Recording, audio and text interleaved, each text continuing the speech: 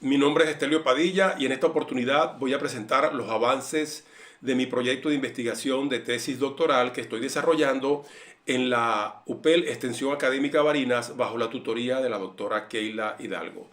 El proyecto se titula Hacia una resignificación del patrimonio cultural de Cumaná en la formación docente desde las epistemologías del sur, aportes para una pedagogía crítica. El propósito general de este estudio es resignificar el patrimonio cultural de Cumaná en la formación docente universitaria. Para eso me estoy apoyando en las epistemologías del sur a partir de la interpretación hermenéutica de las concepciones, experiencias y prácticas educativas. En cuanto a las implicaciones epistemológicas, el estudio se fundamenta en 4 ejes. Primero, las epistemologías del sur desarrolladas por Boaventura de Sousa Santos y los aportes de Catherine Walsh y Quiseno. Estos fundamentos teóricos permiten cuestionar la hegemonía del conocimiento eurocéntrico y abrir la formación docente hacia una pluralidad de racionalidades en el marco de la ecología de saberes y la justicia cognitiva. Segundo, en la pedagogía crítica con los aportes de Paulo Freire, Henry Giraud y Peter McLaren, que conciben al docente como un intelectual transformador capaz de leer críticamente la realidad cultural y social desde una postura emancipadora a través de la concientización y la educación dialógica. Tercero, en la formación docente universitaria con lo planteado por Tunerman, Díaz Barriga y Bolívar, quienes señalan la necesidad de una reflexión crítica que incorpore el patrimonio cultural y los saberes locales como fuentes legítimas de conocimiento pedagógico, promoviendo una praxis situada e intercultural.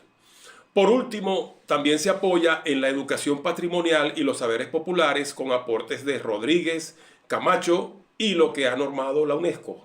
Estos fundamentos teóricos reconocen las oralidades, las tradiciones y memorias comunitarias como elementos esenciales para la construcción de identidades y de una educación crítica.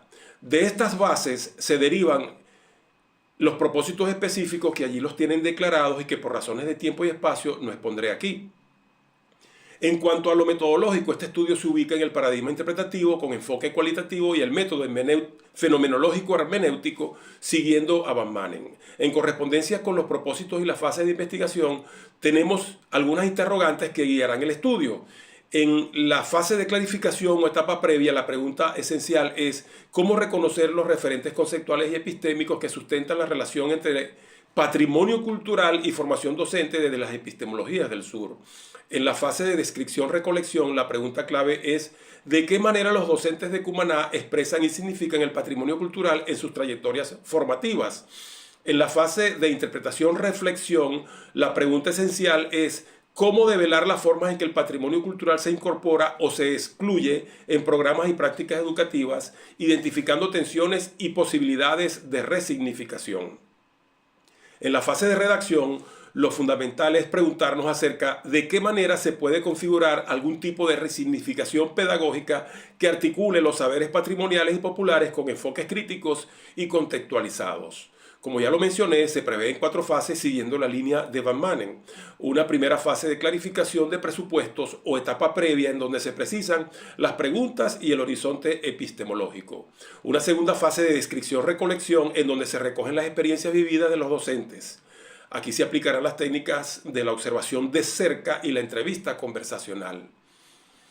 Una tercera fase de interpretación y reflexión se trata pues de analizar hermenéuticamente las concepciones y tensiones emergentes, develando significados compartidos. En esta fase se capta el sentido general de la experiencia. Y una cuarta y última fase de redacción del texto fenomenológico. Aquí se integran los hallazgos en una estructura general. En cuanto a la técnica de análisis, se utilizará la aproximación detallada o línea por línea y esto se desarrollará bajo los elementos básicos del mundo de vida o existenciales denominados por Van Manen como tiempo vivido, espacio vivido, cuerpo vivido y relaciones vividas. Todo esto permitirá identificar estructuras de significados y de esta manera emergerán los temas y subtemas. En síntesis, esta investigación busca abrir un horizonte crítico para la formación docente universitaria en el que el patrimonio cultural de Cumaná sea comprendido como una fuente legítima de conocimiento, en diálogo con las epistemologías del sur y con una pedagogía crítica que responda a los desafíos de nuestro tiempo. Muchísimas gracias.